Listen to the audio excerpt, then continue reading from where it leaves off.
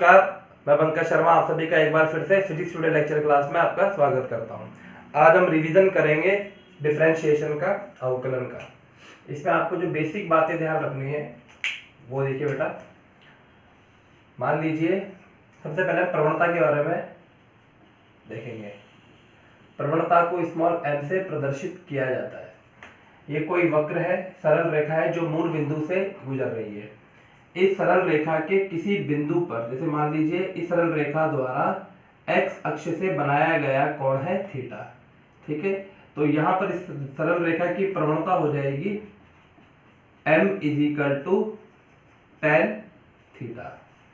अगर आपको एंगल दे रखा है तो आप प्रवणता इजीली से यहाँ पर फाइंड आउट कर सकते हो। लेकिन अगर आपको बिंदु दे रखा है कि यह सरल रेखा दो बिंदुओं से गुजर रही है, एक है x1, y1 और दूसरा बिंदु है x2, y2, तो आप कैसे यहाँ पर इसकी प्रवणता ज्ञात करोगे? तो देखिए बेटा,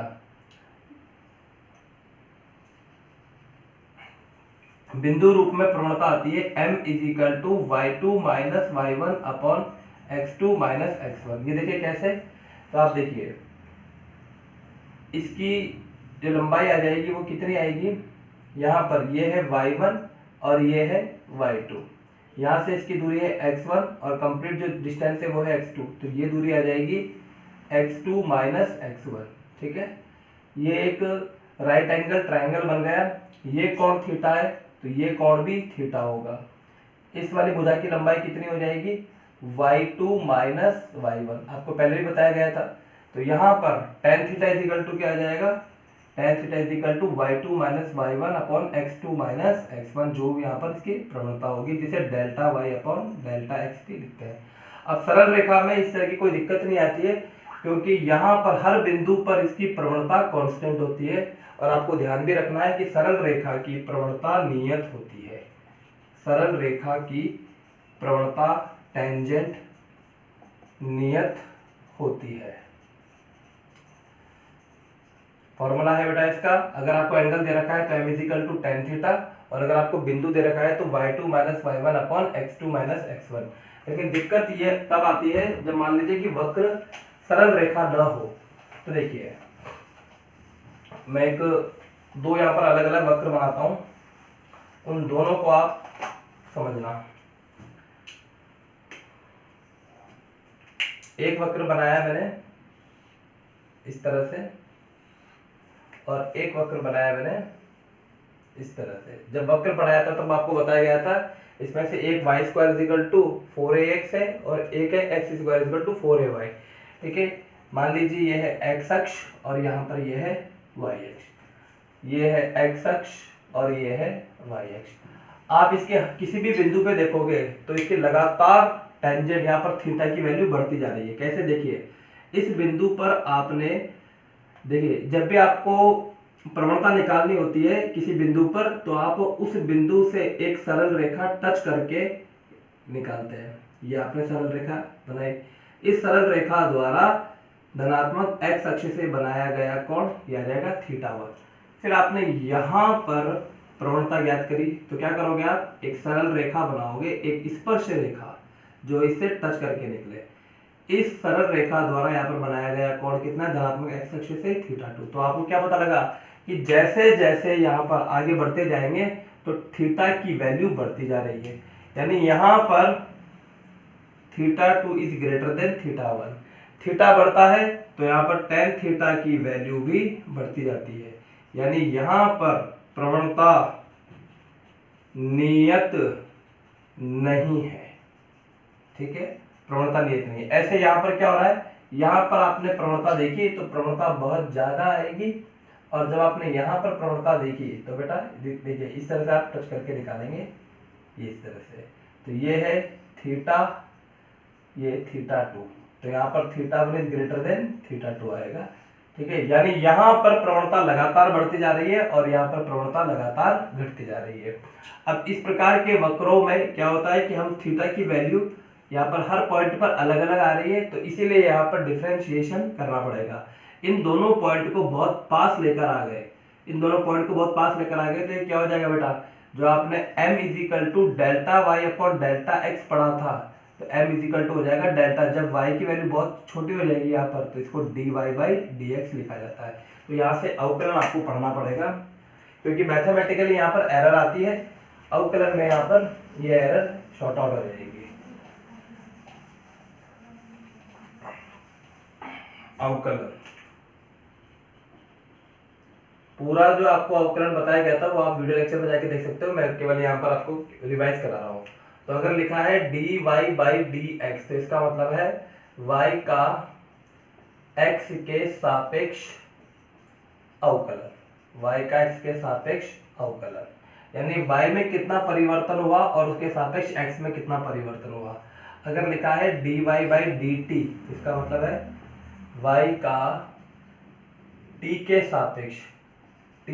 सापेक्ष अवकलन। अब हमेशा ध्यान रखिएगा, जिसका अवकलन करते हैं वो अंश में आता है और जिसके सापेक्ष अवकलन करते हैं वो कहाँ आता है, वो हर में आता है। जैसे मान लीजिए आपसे कहा जाए a का b के सापेक्ष अवकलन ज्ञात करें, a का b के सापेक्ष अवकलन ज्ञात करें, तो बेटा क्या लिखना होगा आपको, a का b के सापेक्ष, तो dA बाई dB। पढ़ने का तरीका है dA बाई dB। अब मैं इसकी कुछ फॉर्मूले बता देता हूँ जो आपको हमेशा ध्यान रखने हैं, जो आपके 11th-12th में बहुत ज्यादा काम आएंगे। अवकलन का बेसिक जो है वही बता रहा हूँ मैं आपको यहाँ पर, बाकी डिटेल में तो आप मैथमेटिक्स वाले बच्चे मैथ्स की क्लास में सीखेंगे, ये केवल फिजिक्स में जितना काम आ रहा है उतने में आपको बताऊंगा। तो इसके फॉर्मूला है, इंपॉर्टेंट फॉर्मूला जो आपको अवकलन में ध्यान रखना है। पहला जो फॉर्मूला है वो है अलजेब्रिक फॉर्म में, जैसे लिखा है d बाई dx x की पावर n, क्या है बेटा यहाँ पर ये x की पावर n है। तो इस तरह के फॉर्मूले के लिए क्या है, जो भी पावर है वो बाहर आ जाएगी into x, as it is x लिख दीजिए और n माइनस 1 कर दीजिए, एक पावर कम कर दीजिए। एक तो आपको ये फॉर्मूला ध्यान रखना है। दूसरा जो फॉर्मूला ध्यान रखना है d बाई dx e की पावर x, e की पावर x का अवकलन होता है e की पावर x, ठीक है ना, एज इट इज आपको लिखना है। एक आपको फॉर्मूला ध्यान रखना है d by dx log x, log x का अवकलन होता है 1 अपॉन x। ये आप तीन फॉर्मूले तो अलजेब्रिक है, ठीक है ना, ये अलजेब्रिक वाले फॉर्मूले ध्यान रखना है। इसके बाद आते हैं ट्रिग्नोमेट्री के फॉर्मूले। ट्रिग्नोमेट्री, तो पहला जो फॉर्मूला ध्यान रखना है वो है, मैं एबीसीडी करके लिख रहा हूं, D by d x sine x. एक चीज ध्यान रखना है, यहाँ पर साइन एक्स है तो यहाँ पर भी एक्स होगा तो ही अवकलन होगा। अगर यहाँ पर एक्स है और यहाँ पर वाई है तो इसका अवकलन 0 हो जाएगा, ये हमेशा ध्यान रखना। अगर मैंने यहाँ पर थीटा लिखा है तो यहाँ पर भी थीटा होगा तो ही अवकलन होगा, अदरवाइज अवकलन नहीं होगा, ठीक है। तो यहाँ पर लिखा है साइन एक्स और यहाँ पर भी एक्स, तो साइन एक्स का अवकलन होता है कॉस एक्स। अगला है D by d x cos x, cos x का अवकलन होता है माइनस साइन एक्स। सी है D by d x ten x, ten x का अवकलन होता है सेक स्क्वायर एक्स। अगला है डी बाई डी, के सारे फॉर्मूला आपको ध्यान रखने हैं। कॉट एक्स, कॉट एक्स का अवकलन होता है minus cosec square x. E d by d x sec x, sec x का अवकलन होता है sec x into tan x. और लास्ट है F d by d x cosec x, इसका अवकलन होता है minus cosec x into cot x, ठीक है। तो आपको देखिए फॉर्मूला जो आपको इतने फॉर्मूला आपको ध्यान रखना है। इसके बाद में दो तरीके और है वो भी आपको ध्यान रखना होगा। पहला फॉर्मूला है एक्स की पावर एन, 90% केसेस में आपके इस फॉर्मूले से काम चल जाएगा। एक्स की पावर एन, एक्स की पावर एन यानी कि कोई पावर दे रखी रहेगी, यहाँ पर ये पावर पॉजिटिव हो सकती है, नेगेटिव हो सकती है, ठीक है ना, भिन्नात्मक रूप में भी हो सकती है, जैसे 2/3, 3/4 इस तरह से भी हो सकते हैं। तो जो भी पावर है उसे बाहर लेकर आ जाइए और एक पावर कम कर दीजिए, ठीक है। समाकलन में इसका उल्टा होता है, भाग लगता है और एक जुड़ जाता है। जब समाकलन पढ़ाएंगे तब बता देंगे। डी बाई डी एक्स, इसका मतलब है ई की पावर एक्स का एक्स के सापेक्ष अवकलन, तो क्या आएगा बेटा, वही आ जाएगा ई की power x. D by d x log x का अवकलन क्या होता है, 1 अपॉन एक्स। तो ये तीन फॉर्मूले आपके अलजेब्रिक, और ये आपको 6 फॉर्मूले ट्रिग्नोमेट्री के ध्यान रखना है।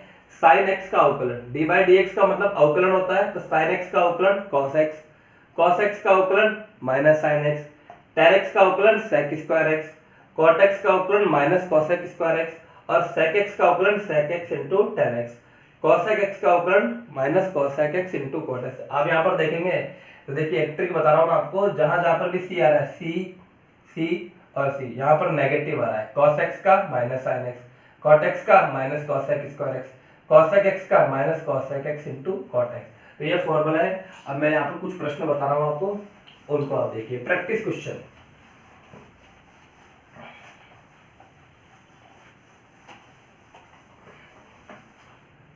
तो जैसे क्वेश्चन आपको दे रखा है, पहला क्वेश्चन y बराबर x की पावर, सिंपल सा क्वेश्चन है, y is equal to x की पावर 7 का अवकलन ज्ञात करें। जिन बच्चों को आ गया बहुत अच्छी बात है, जिनको नहीं आया वो देखें, और जिनको आ गया वो आगे वीडियो को आगे फॉरवर्ड कर लीजिए। तो y is equal to x की पावर 7 का अवकलन आपको ज्ञात करना है, यानी क्या लिखोगे, dy by dx, d by dx और y की वैल्यू पुट कर दीजिए। y की वैल्यू क्या है, x की पावर 7, ठीक है बेटा, x की पावर 7। अब ये x की पावर n, फॉर्मूला बन गया x की पावर n, तो क्या होता है, n बाहर आ गया इनटू n माइनस 1, तो आंसर क्या आ गया, x की 7 x की पावर 6। अगला क्वेश्चन देखिए, मान लीजिए आपको दे रखा है y is equal to root x का अवकलन ज्ञात कीजिए। इसका मतलब है कि आप dy by dx find out करना है आपको, y is equal to root x का x के सापेक्ष अवकलन आपको ज्ञात करना है। ये हो गया dy बाई dx, तो क्या लिखोगे, d बाई dx, y की जगह अंडर रूट x, सॉल्व कर लीजिए। d by dx, root x का मतलब होता है x की पावर 1/2, यहां तक आप आ गए। अब यहाँ पर फॉर्मूला अप्लाई करेंगे, पावर कितनी है 1/2, तो 1/2 में से 1 घटा दीजिए, तो क्या बचेगा माइनस 1/2, 1/2 x की पावर 1/2, तो आंसर आ गया 1/2 रूट x। कभी कभी आपको ये फॉर्मूला ध्यान भी रखना पड़ेगा, फॉर्मूले के रूप में आपको ध्यान रखना है, ठीक है बेटा। अगला एक दो क्वेश्चन और कर लेते हैं, उसके बाद में फिर अगले तरीके पे बढ़ेंगे।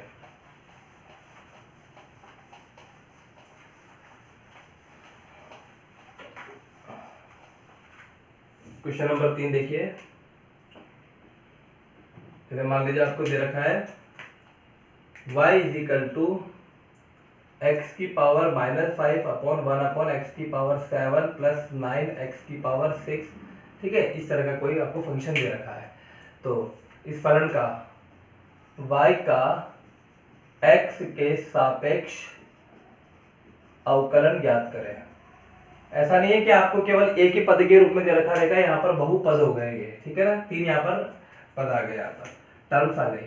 तो सॉल्यूशन y का x के सापेक्ष अवकलन, तो क्या लिखा है, dy by dx, dy by dx, y की जगह ये पूरी कहानी लिख दी, x की पावर माइनस 5, 1 अपॉन एक्स की पावर 7 प्लस 9 एक्स की पावर 6, ठीक है, इनको अलग अलग फॉर्म में लिख दिया। dy बाई dx, x की power minus 5 plus D by d x, ध्यान दीजिए बेटा 1 अपॉन एक्स की पावर 7 है, तो इसको क्या मैं ऐसे लिख सकता हूँ, D by d x, x की पावर माइनस 7, ये ऊपर चला गया, D by d x 9 x की पावर 6, ठीक है। अब इनका सॉल्यूशन कर लीजिए, पावर है यहाँ पर माइनस 5, ठीक है, तो माइनस 5 बाहर आ गया और एक यहाँ पर घट जाएगा, तो माइनस 5 में से माइनस 1 घटाया तो माइनस 6 का आंसर आ गया, प्लस पावर है यहाँ पर माइनस 7, एक कम कर दिया तो माइनस 8, ठीक है। यहाँ पर जो कांस्टेंट टर्म है 9 है, ठीक है, तो 9 को सबसे पहले तो बाहर लिखा। अब यहाँ पर x की पावर 6 है, यानी D by d x x की पावर 6, तो x की पावर 6 है, तो 6 बाहर आया और एक कम कर दिया, तो 6x की पावर 5, चाहो तो इसको मल्टीप्लाई कर दीजिए, तो आंसर क्या आएगा फाइनली माइनस 5x की पावर माइनस 6 माइनस 7x की पावर माइनस 8, 9 इंटू 6 54 x की पावर 5, आंसर नोट कीजिए बेटा। आगे देखिए बेटा, तो ये अवकलन में ज्यादातर आपके इसी फॉर्मूले से काम चल जाएगा, लेकिन हम थोड़ा सा एडवांस पढ़ लेते हैं ताकि आप आगे पढ़े किसी कॉम्पिटिटिव एग्जाम में, तो वहां पर भी आपको कोई दिक्कत ना आए और 12th में भी आपको कोई समस्या ना आए। तो देखिए अब यहाँ पर एक रूल पढ़ लेते हैं जिसे चेन रूल कहा जाता है, चेन रूल, ठीक है, ये रूल नंबर 1 है, इसका नाम है चेन रूल। चेन रूल में होता क्या है, देखिए यहाँ पर दो अलग अलग फंक्शन दिए जाएंगे आपको, D by d x first और सेकंड। ये फर्स्ट और सेकंड का मतलब है ये पहला फलन है और ये दूसरा फलन है। तो जब इस तरह के प्रश्न आपसे पूछे जाए तो क्या करना है बेटा आपको, पहले फलन को छोड़ दीजिए, यानी छोड़ने का मतलब है इसको एज इट इज बाहर लिख देंगे, into D by d x second फलन का अवकलन कर देंगे, प्लस सेकंड फलन को बाहर लिख दीजिए और D by d x first फलन का अवकलन कर दीजिए। ये चेन रूल है, इसमें आपको ऐसे ही याद रखना है, एक फलन को छोड़ो दूसरे का अवकलन करो, प्लस दूसरे को छोड़ो पहले फलन का अवकलन करो। तो देखिए बेटा इसका एग्जांपल, दो एग्जांपल मैं यहाँ पर कराऊंगा, वो आप देखिएगा। पहले एग्जांपल है कि जैसे मान लीजिए आपको दिया है, यदि y इज इक्वल टू ई की power x into x square हो तो y का x के सापेक्ष अवकलन ज्ञात करें। देखिए यहां पर सॉल्यूशन, सबसे पहले आपको क्या ज्ञात करना है, y का x के सापेक्ष, तो लिखा यहां पर dy बाई dx, फिर लिखा dy बाई dx, y की जगह आपने लिखा e की power x into x square. ध्यान देने वाली बात यहां पर e की पावर x फर्स्ट फलन हो गया और x स्क्वायर यहां पर सेकंड फलन हो गया। फलन यानी फंक्शन है, यहां पर ये जो e की पावर x स्क्वायर सब चीजें फलन होती है, मैथमेटिकल टर्म में इनको फलन कहा जाता है। ठीक है, ये पहला फलन और ये दूसरा फलन। फॉर्मूला क्या होता है, पहले फलन को छोड़ दीजिए into D by d x दूसरे फलन का अवकलन कर दीजिए, प्लस दूसरे फलन को छोड़ दीजिए और पहले फलन का अवकलन कर दीजिए।